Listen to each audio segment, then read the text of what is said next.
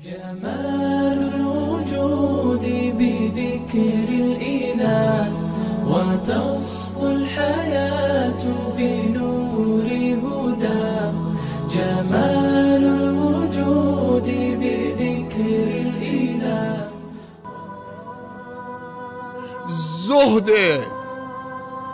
در زندگی به معنی کم خوردن و نخوردن و نپوشیدن نیست و استفاده از نعمتهای خدا نیست.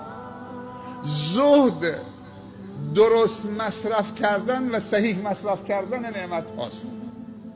شما فکر میکنید وقتی انار میخورید شکر انگور داری میکنید؟ نه، تو انگور نخوردید که طعمش بچشید که چطوری شکرش بکنید.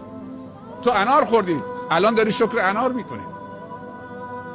پیامبر صلی الله علیه و سلم فرموده خداوند دوست داره هر نعمتی که در اختیار تو گذاشته استفاده بکنید درست و شکرشو در زندگی تو ببینه.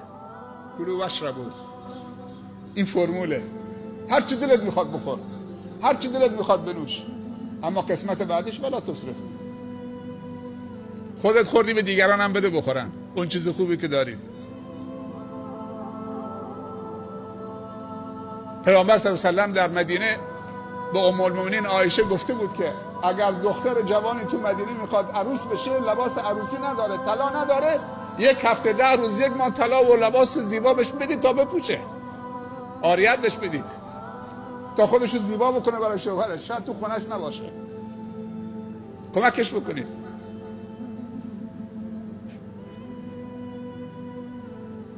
چرا دین این همه خشن؟ چرا وقتی صحبت از دین میشه بوی خون میاد؟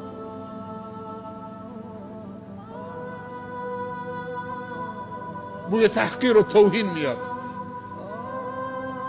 بوی خشونت میاد. این از کجا به دین چسبیده شده؟ وقتی صحبت از دین میشه بوی گل باید بیاد، بوی مشک و عنبر باید بیاد. فبما رحمت من الله لنت لهم. اگر گناه هم میکنی با جرأت گناه نکنید،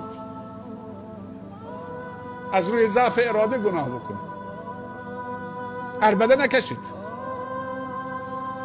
کل بنی آدم خطا و خیر الخطائین توابون. همه بندگان اولاد آدم خطاکارن و بهترین خطاکاران توبه کنندگان.